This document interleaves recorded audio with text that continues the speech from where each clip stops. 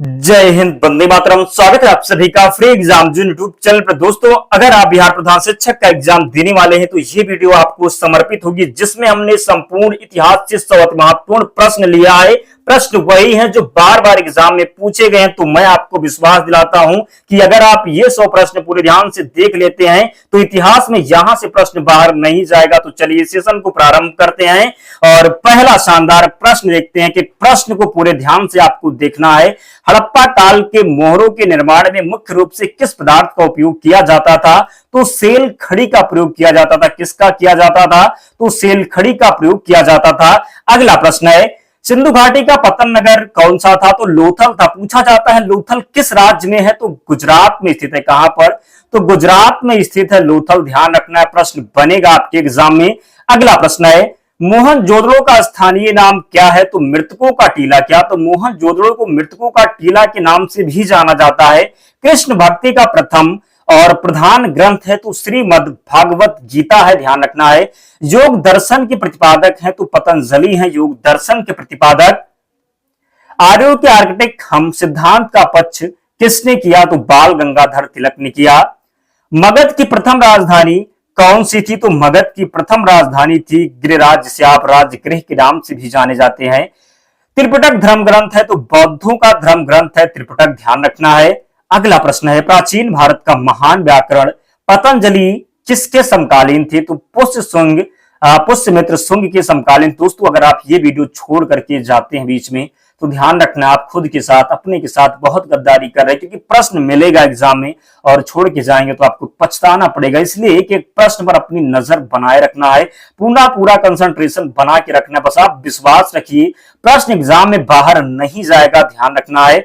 अगला प्रश्न है, कलिंग नरेश खारवेल किस वंश से संबंधित है? चेदी वंश से संबंधित है। किस ऋषि के बारे में कहा जाता है कि उन्होंने दक्षिण भारत का आक्रमण किया, उन्हें आर्य बनाया? तो अगस्त्य मुनि हो जाएगा। गुप्त वंश का वह राजा कौन सा था जिसने फूलों को भारत पर आक्रमण करने से रोका? तो स्कंद गुप्त ने।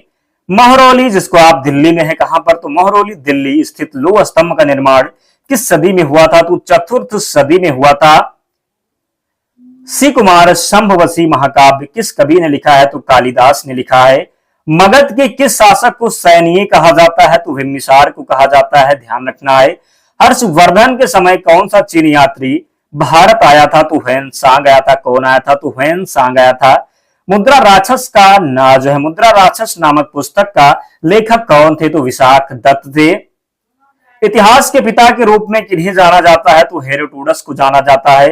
भारत में पहला मुस्लिम आक्रमण किसने किया? तो अरबों ने किया था। पाल वंश का संस्थापक कौन था? गोपाल था पाल वंश का संस्थापक। नेक्स्ट, कल्हड़ द्वारा रचित राज तरंगड़ी में कुल कितने तरंग अध्याय हैं? तो 8 अध्याय हैं। तंजौर में वृद्धोत्तर मंदिर का निर्माण किन्होंने करवाया? तो राजराज प्रथम ने करवाया। आगरा नगर की स्थापना किसके द्वारा की गई? तो सिकंदर लोधी के द्वारा। भारत में मुस्लिम राज्य का संस्थापक माना जाता है मोहम्मद गौरी को। राक्स बक्स के नाम से जाना जाने वाला कौन सा शासक है? तो कुतुबुद्दीन ऐबक, जिसकी मृत्यु चौगान खेलते समय हो गई थी। प्रसिद्ध कवि अमीर खुसरो किसके दरबार के कवि थे? तो अलाउद्दीन खिलजी के दरबार के कवि थे प्रसिद्ध कवि अमीर खुसरो। जरूर ध्यान रखें। दिल्ली के किस सुल्तान ने ब्राह्मणों पर भी जजिया कर लगाया? तो फिरोज शाह तुगलक ने। कृष्णदेव राय किसके समकालीन थे? तो बाबर के समकालीन थे कृष्णदेव राय। कृष्णदेव राय के दरबार में अष्ट दिग्गज कौन थे? तो अष्ट तेलुगु कवि थे। वहमनी राज्य की स्थापना की थी? तो अलाउद्दीन हसन बलबन शाह ने, जिसको आप हसन गंगू ने। जरूर ध्यान रखें। हिंदी साहित्य का स्वर्ण काल किसे कहा जाता है? तो भक्ति काल को कहा जाता है। कबीर के प्रमुख रचना क्या है? तो कबीर की जो प्रमुख रचना है ये बीजक है, जिसमें साखी शब्द रमैनी है। ध्यान रखना है। अगला प्रश्न है, मुगल सम्राट का अंतिम शासक कौन था? तो बहादुर शाह द्वितीय था। कौन? बहादुर शाह द्वितीय। बहादुर शाह जफर जो था यह मुगल सम्राट का अंतिम शासक था। वर्ष 1526 ईस्वी में लड़ी गई पानीपत की पहले लड़ाई में बाबर से कौन पराजित हुआ था? तो इब्राहिम लोदी पराजित हुआ था। औरंगजेब ने दक्षिण भारत में किन 2 राज्यों को जीता? तो बीजापुर एवं गोलकुंडा को। कहा? तो औरंगजेब ने दक्षिण भारत में किन 2 राज्यों को जीता था? तो बीजापुर और कुंडा को ध्यान रखिएगा। सर्वाधिक हिंदू अधिकारियों को अपने दरबार में किस मुगल शासक ने रखा था? तो औरंगजेब ने। दोस्तों, अगर आप चाहते हैं कि जैसे आज हमने हिस्ट्री से यानी कि इतिहास से 100 महत्वपूर्ण प्रश्न करवा दिया एक वीडियो में, तो अगर आप ऐसे पॉलिटी से चाहते हैं, साइंस से चाहते हैं, या फिर कोई भी सब्जेक्ट हो, अगर आप ऐसा मैराथन चाहते हैं 100 प्रश्नों का जिससे प्रश्न एग्जाम में बाहर ना जाए, तो कमेंट करके आपको बताना है। आप लोग कमेंट करेंगे तो जरूर हम लेकर के आएंगे। और वीडियो को लाइक करना है, चैनल को सब्सक्राइब कर लेना है। आप जितना कहेंगे, जिसका भी चाहेंगे, मैं आपको विश्वास दिलाता हूं प्रश्न बाहर नहीं जाने दूंगा। बस आपको अपना कंसंट्रेशन बना के रखना है, तो कमेंट करके जरूर बताना। पानीपत की तीसरी लड़ाई 1761 ईस्वी किन किन के बीच हुई थी? तो पानीपत की जो तीसरी लड़ाई हुई थी, ये पेशवा बाजीराव द्वितीय और अहमद शाह अब्दाली के बीच में हुई थी। शिवाजी का राज्याभिषेक कहां हुआ था? तो रायगढ़ के किले में हुआ था। और टाइम भी नहीं लेगी, 100 प्रश्नों का रिवीजन भी करवा देंगे, ध्यान रखना है। बिल्कुल आराम से आपको, बस टेंशन बिल्कुल भी नहीं रहना है, बिल्कुल फ्री माइंड से आपको एग्जाम देने जाना है। कौन सा यूरोपीय देश भारत में सबसे पहले आया और सबसे देर में गया? तो पुर्तगाल। आने वाला भी पुर्तगाली था सबसे पहले, और जब इसको हमने धक्का मार के भगाया तो जाने वाला भी, सबसे बाद में जाने वाला भी पुर्तगाली था, ध्यान रखना है। वर्ष 1498 ईस्वी में वास्को डी गामा भारत कहां उतरा था? तो कालीकट में उतरा था। वास्को डी गामा कहां का था? तो पुर्तगाली था, ध्यान रखिएगा। ब्रिटिश के साथ बेसन की संधि किस पेशवा ने किया? तो बाजीराव द्वितीय ने। किसने? तो ब्रिटिश के साथ बेसन की संधि किस पेशवा ने किया? तो बाजीराव द्वितीय ने किया, ध्यान रखिएगा। बंगाल का द्वैध शासन कब से कब तक चला? तो बंगाल का जो द्वैध शासन चला, ये 1765 से 1772 तक चला। कब तक चला? तो 1765 से 1772 तक चला बंगाल का द्वैध शासन। प्रशासनिक और अव्यवस्था के आधार पर डलहौजी ने किस राज्य को ब्रिटिश साम्राज्य में मिलाया? तो प्रशासनिक और अव्यवस्था, प्रशासनिक और अव्यवस्था के आधार पर, यानी कि अव्यवस्था के आधार पर, यानी कि कह सकते हैं जबरदस्ती आधार पर डलहौजी ने किस राज्य को ब्रिटिश साम्राज्य में मिलाया? तो अवध को। किसे? तो अवध को, जरूर ध्यान रखना है, गलती नहीं करना है। राज्य हड़प नीति किसने अपनाई थी? एग्जाम में प्रश्न पूछा जाता है, डॉक्ट्रिन ऑफ लैप्स, तो डलहौजी ने। किसने? तो राज्य हड़प की नीति जो अपनाई थी, ये डलहौजी ने अपनाई थी, ध्यान रखना है। अगला प्रश्न है, सांप्रदायिकता जो है का जनक किसे कहा जाता है? तो सांप्रदायिकता का जनक कहा जाता है मिंटो को। अगला प्रश्न है, आदि ग्रंथ किसने संकलित किया है? तो गुरु अर्जुन देव के द्वारा आदि ग्रंथ संकलित किया गया है। अगला प्रश्न है, प्लासी के युद्ध 1757 में, पूछा जाता है कि प्लासी का युद्ध कब हुआ था? तो 1757 में हुआ था प्लासी का युद्ध। के समय बंगाल का नवाब कौन था? तो बंगाल का नवाब था सिराजुद्दौला। कौन था? तो जब 1757 का संग्राम हुआ, जिसको आप प्लासी के युद्ध के नाम से जाने जाते हैं, तो बंगाल का जो नवाब था ये सिराजुद्दौला था, ध्यान रखिएगा। Poverty and un British rule in India के लेखक कौन है? तो दादा भाई नौरोजी है। कौन है? तो दादा भाई नौरोजी है। क्वेश्चन नंबर 48 है, सितंबर 1932 में पूना समझौता महात्मा गांधी व किन के बीच हुआ? तो वी आर अंबेडकर के बीच में हुआ। सन 1932 में पूना समझौता महात्मा गांधी व किन के बीच हुआ? तो डॉक्टर भीमराव अंबेडकर के बीच में हुआ। 1857 के विद्रोह के समय भारत का गवर्नर जनरल था, तो केनिंग था। कौन था? तो केनिंग था, जरूर ध्यान रखें। 1857 के विद्रोह का नेतृत्व बिहार में किसने किया? तो बिहार में किया था कुंवर सिंह ने। 1857 में भारत में हुए विद्रोह के एक नेता तात्या टोपे का मूल नाम था रामचंद्र पांडुरंग। किस गवर्नर जनरल के कार्यकाल के दौरान भारतीय राष्ट्रीय कांग्रेस बनी थी? तो डफरिन के कार्यकाल के दौरान। किसके कार्यकाल के दौरान? तो डफरिन के कार्यकाल के दौरान। पूछा जाता है कि कांग्रेस की स्थापना, भारतीय राष्ट्रीय कांग्रेस की स्थापना कब हुई? तो 1885 में। कब? तो 1885 में, ध्यान रखना है। किसने कहा था कांग्रेस पतन के लिए लड़खड़ा रही है? मेरी सबसे बड़ी अभिलाषा जब तक मैं भारत में हूं कांग्रेस की शांतिपूर्ण समाप्ति के सहयोग करना है, तो करजन ने कहा था। भारतीय राष्ट्रीय कांग्रेस के पहले अध्यक्ष कौन थे? तो डब्ल्यू.सी. बनर्जी थी, विमोच चंद्र बनर्जी जिसको आप बोलते। भारतीय राष्ट्रीय कांग्रेस की सबसे पहली महिला अध्यक्ष थी, तो एनी बेसेंट थी। भारतीय राष्ट्रीय कांग्रेस की सबसे पहली जो महिला जो है अध्यक्ष थी तो एनी बेसेंट थी। अगर एग्जाम में पूछा जाए कि भारतीय महिला अध्यक्ष कौन थी भारतीय राष्ट्रीय कांग्रेस की पहली, तो ध्यान रखना है, गलती नहीं करना है, सरोजनी नायडू थी। कौन? तो सरोजनी नायडू थी। 1924 का अधिवेशन था, कहां का था? तो कानपुर का अधिवेशन था। अगला प्रश्न है, भारतीय राष्ट्रीय कांग्रेस की प्रथम भारतीय महिला अध्यक्ष थी तो सरोजनी नायडू थी। वर्ष 1905 के बंगाल विभाजन के समय वायसराय कौन था? तो करजन था। पूछा जाता है बंगाल विभाजन कब हुआ? तो 1905 में हुआ था बंगाल विभाजन, ध्यान रखना है। भारतीय क्रांति की जननी किसे कहा गया? तो मैडम भिखाजी रुस्तम कामा को भारतीय क्रांति की जननी कहा गया।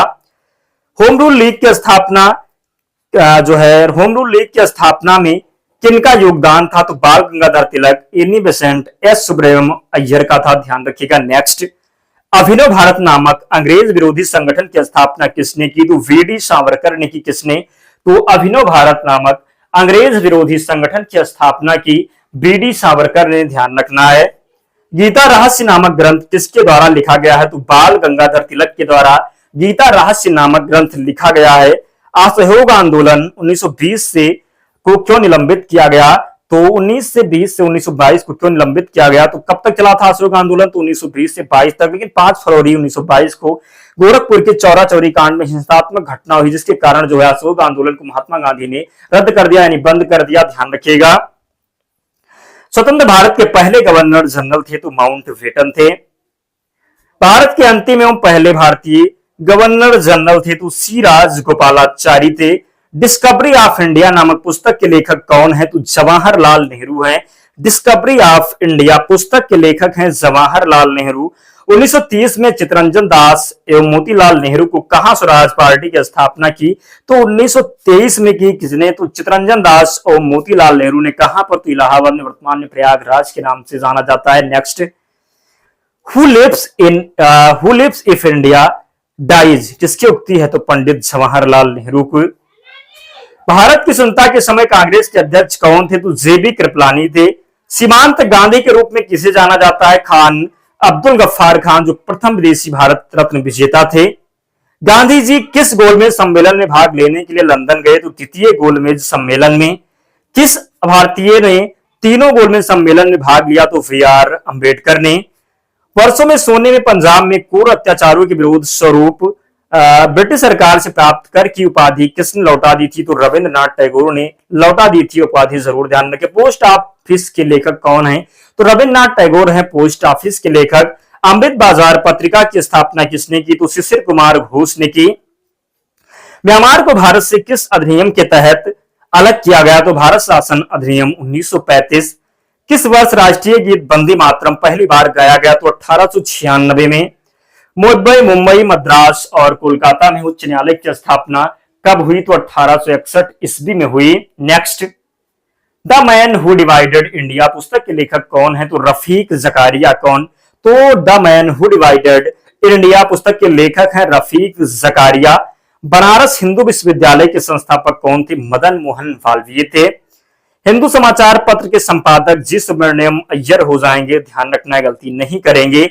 श्रवण बेलगोला में किस मौर्य शासन की मृत्यु हुई थी? तो चंद्रगुप्त मौर्य की। किसकी? तो श्रवण बेलगोला में किस मौर्य शासन की जो है मृत्यु हुई थी? तो मौर्य शासक था चंद्रगुप्त मौर्य। बुद्ध चरित्र नामक पुस्तक के लेखक कौन है? तो अश्वघोष हो जाएंगे। ग्रीक पुस्तकों में सिंडिकोट्स नाम किस भारतीय शासन के लिए उपयोग किया गया है? तो चंद्रगुप्त मौर्य के लिए। कनिष्क के समय सांस्कृतिक राजधानी किसे कहा जाता है? तो मथुरा को कहा जाता है। नालंदा विश्वविद्यालय की स्थापना किसने करवाया था? तो कुमार गुप्त ने नालंदा विश्वविद्यालय की स्थापना करवाई। मिलिंद पन्हु नामक पुस्तक की रचना किसने किया था? तो नागभट्ट ने। इसमें नागभट्ट ने किया था, जरूर ध्यान रखिए। इसमें नागभट्ट और मीनांडन मिलिंद के बीच के वार्तालाप की चर्चा है, ध्यान रखिएगा। बौद्ध धर्म में हीनयान और महायान संप्रदाय में कब विभाजित हुआ? तो चौथी बौद्ध संगीति थी, कहां पर हुई थी? तो जम्मू कश्मीर में हुई थी, कनिष्क के समय, ध्यान रखिएगा। इंडिका नामक पुस्तक की रचना किसने किया है? तो मेगास्थनीज के द्वारा इंडिका पुस्तक की रचना की गई है। शीशे के सिक्के का प्रचलन किन शासकों ने किया? तो सातवाहन शासकों ने। भूदान प्रथा किन शासकों ने शुरू किया? तो सातवाहन शासकों ने। सर्वाधिक सोने के सिक्कों का प्रचलन किस शासक ने किया? तो गुप्त वंश के शासकों ने।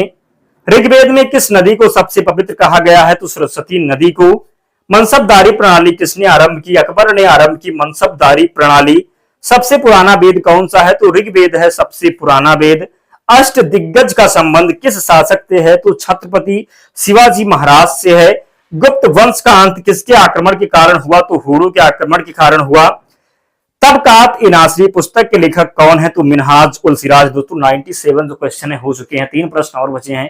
तो आपसे विनम्र निवेदन है कि अगर अब तक आपने वीडियो को लाइक नहीं किया तो प्लीज लाइक करें, कि हम आपके लिए बहुत मेहनत करते हैं, एक एक प्रश्न को जो है कलेक्ट करते हैं, कि जो प्रश्न वही होते हैं जो बार बार एग्जाम में पूछे गए हैं, एग्जाम में आने की प्रबल संभावना होती है। तो आपका भी कर्तव्य बनता है आप लोग भी सपोर्ट जरूर करें, बहुत मेहनत लगती है। तो प्लीज आप लोग भी सपोर्ट करें ताकि हमें मोटिवेशन मिले। तो आप लोग वीडियो को जरूर लाइक करें, चैनल को सब्सक्राइब कर लें और वीडियो को शेयर जरूर किया करें। तो तबकात ए नासरी पुस्तक के लेखक है मिनहाज उल सिराज। भारतीय पुरातत्व का जनक किसे कहा जाता है? तो अलेक्जेंडर कनिंघम को। सिंधु घाटी के किस नगर से गोदीवाड़ा का साक्ष्य मिला? तो लोथल से मिला। अंतिम प्रश्न दोस्तों, बांग्लादेश का राष्ट्रीय गीत ओ मार सोनार बांग्ला के रचयिता है? तो रविन्द्रनाथ टैगोर। रविन्द्रनाथ टैगोर ने ही भारत का राष्ट्रगान लिखा है, जनगण मन, ध्यान रखना है दोस्तों। 100 प्रश्न, इन प्रश्नों को आप रट लेना, एक बार पीडीएफ से भी रिवीजन करना है ताकि सभी प्रश्न आपको याद हो जाए। तो पीडीएफ के लिए आपको टेलीग्राम चैनल से जुड़ना होगा, लिंक डिस्क्रिप्शन बॉक्स में, या आप टेलीग्राम पर जाएंगे और वहां पर सर्च करेंगे फ्री एग्जाम जोन, आपको चैनल मिल जाएगा, आप लोग ज्वाइन हो जाना, वहां पर आपको सारी पीडीएफ मिल जाएगी। तो मिलते हैं नेक्स्ट वीडियो में, तब तक पढ़ते रहिए, ध्यान रखिए अपना, स्वस्थ और सुरक्षित रहिए। जय हिंद।